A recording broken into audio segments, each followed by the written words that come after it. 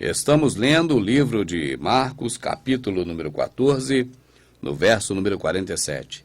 E um dos que ali estavam presentes, puxando a espada, feriu o servo do sumo sacerdote e cortou-lhe uma orelha. E respondendo Jesus, disse-lhe: Saístes com espada e varapaus a prender-me como a um salteador? Todos os dias estava convosco ensinando no templo, e não me prendestes, mas isso é para que as escrituras se cumpram. Então, deixando-o, todos fugiram, e um certo mancebo seguiam, envolto a um lençol sobre o corpo nu, e lançaram-lhe mão. Mas ele, largando o lençol, fugiu pelado. E levaram Jesus ao sumo sacerdote, e ajuntaram-se todos os principais dos sacerdotes, e os presbíteros, e os escribas. Presbítero aqui está como ancião, porque é do lado B. Quando é do lado A, eles falam presbítero. E Pedro seguiu de longe até dentro do pátio do sumo sacerdote, e estava assentado com os servidores, diáconos.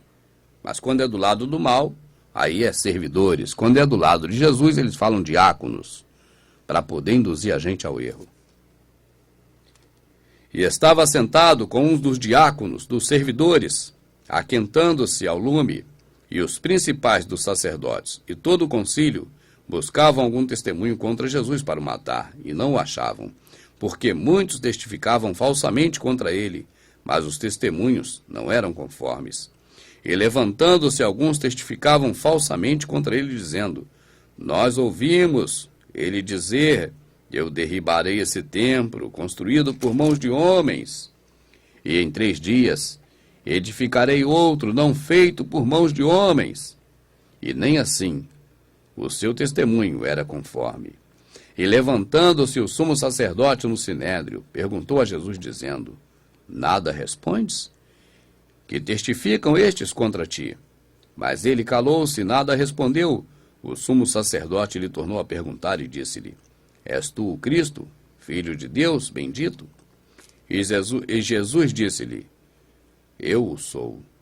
E vereis o Filho do Homem assentado à direita do poder de Deus, e vindo sobre as nuvens do céu. E o sumo sacerdote, rasgando seus vestidos, disse: Para que necessitamos de mais testemunhas? Vós ouvistes a blasfêmia, que vos parece? E todos o consideraram culpado de morte. E alguns começaram a cuspir nele, e a cobrir-lhe o rosto, e dar-lhes punhadas, e dizer-lhes: Profetiza. E os servidores davam-lhe bofetadas. E estando Pedro embaixo no átrio, chegou uma das criadas do sumo sacerdote. E vendo a Pedro que se estava aquentando, olhou para ele: Tu também estavas com Jesus Nazareno. Mas ele negou, dizendo: Não o conheço, nem sei o que dizes. E saiu fora ao alpendre, e o galo cantou. E a criada, vendo outra vez, começou a dizer que ali estavam, aos que ali estavam: Esse é um deles, é um dos tais. Mas ele o negou outra vez. E pouco depois, os que ali estavam disseram outra vez a Pedro: Verdadeiramente tu és um deles, porque és também galileu. E ele começou a imprecar e a jurar: Não conheço esse homem de quem falais. E o galo cantou 2ª vez. E Pedro lembrou-se da palavra de Jesus que lhe havia dito: Antes que o galo cante 2 vezes, 3 vezes me negarás tu. E retirando-se dali, chorou. 15. Penúltimo. E logo ao amanhecer, os principais dos sacerdotes com os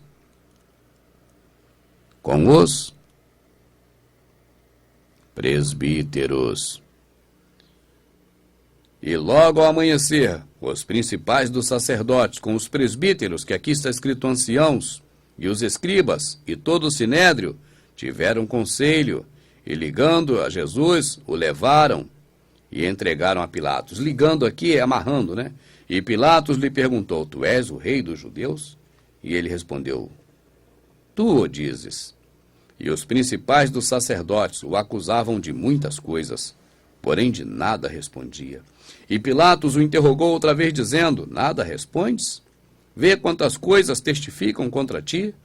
Mas Jesus nada mais respondeu, de maneira que Pilatos se maravilhava. Ora, no dia da festa costumava soltar-lhe um preso, qualquer que eles pedissem. E havia um, chamado Barrabás, que, preso com outros amotinadores, tinha no motim cometido uma morte. E a multidão, dando gritos, começou a pedir que fizesse como sempre lhe tinha feito. E Pilatos lhes respondeu, dizendo: Quereis que solte o rei dos judeus?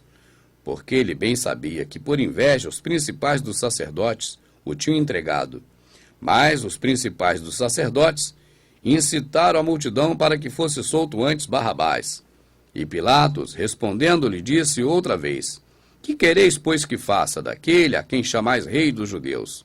E eles tornaram a clamar: Crucifica-o. Mas Pilatos lhe disse: Mas que mal fez? E eles cada vez clamavam mais alto: Crucifica-o. Então Pilatos, querendo satisfazer a multidão, soltou-lhes Barrabás, e açoitando Jesus, o entregou para que fosse crucificado. E os soldados o levaram dentro à sala, que é a da audiência, e convocaram toda a corte. E vestiram-no de púrpura, e teceram uma coroa de espinhos, lhe puseram na cabeça. E começaram a saudá-lo, dizendo: Salve, rei dos judeus! E feriram na cabeça com uma cana, e cuspiram nele, e postos de joelho o adoraram. E, havendo escarnecido, despiram-lhe a púrpura, e o vestiram com seus próprios vestidos, e o levaram para fora, a fim de o crucificarem. E constrangeram um certo Simão Cireneu, pai de Alexandre de Rufo, que por ali passava, vindo do campo, a que levasse a cruz. E levando-no ao lugar da Gólgota, que se traduz por lugar da caveira, e deram-lhe a beber vinho com mirra, mas ele não o tomou. E, havendo-o crucificado, repartiram seus vestidos, lançando sobre ele sorte, para saber o que cada um levaria. E era a hora terceira, e o crucificaram.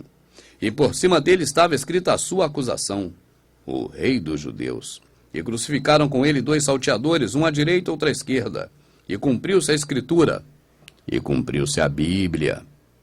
Não. E cumpriu-se a Escritura, que diz: E com os malfeitores foi contado. E os que passavam blasfemavam dele, meneando as suas cabeças e dizendo: Ah, tu que derribas o templo e em 3 dias o edificais, salva-te a ti mesmo e desce da cruz. E da mesma maneira também os principais dos sacerdotes com os escribas diziam uns para os outros, e ficavam zombando: Salvou os outros e não pode salvar-se a si mesmo. O Cristo, o Rei de Israel, desça agora da cruz, para que o vejamos e acreditemos. Também os que com eles foram crucificados o injuriavam. E chegada a hora sexta, houve treva sobre toda a terra até a hora nona. E à hora nona, Jesus exclamou com grande voz, dizendo: Eloi, Eloi, lama sabactani, que traduzido é: Deus meu, por que me desamparaste? E alguns dos que ali estavam, ouvindo isso, diziam: Eis que chama por Elias. E um deles correu a embeber uma esponja de vinagre, e pondo-a numa cana, deu-lhe de beber, dizendo: Deixai, vejamos se virá Elias para tirá-lo. E Jesus, dando um grande brado, expirou, e o véu do templo se rasgou em 2, de alto a baixo. E acabou-se o Velho Testamento. E acabou-se aqui o pacto antigo, a antiga aliança, e nasce aqui agora o Novo Testamento. Daqui para frente, a divisão da Bíblia, que está lá atrás de forma errada, deveria estar aqui neste momento dividida. Porque daqui para trás fica o Velho Testamento, e daqui para frente começa o Novo Testamento, no momento em que Jesus expira e o véu do templo se abre do alto a baixo. Mas quando os homens compilaram a Escritura e colocaram no livro, acharam por bem separar lá atrás, lá no início do livro, para nos levar todos nós ao erro, ao engano, a nos conduzir de forma errada, achando que estamos lendo o Novo Testamento. Mas até aqui nós estávamos lendo o Velho Testamento. E no próximo vídeo, que é o derradeiro, nós iremos ler o Novo Testamento.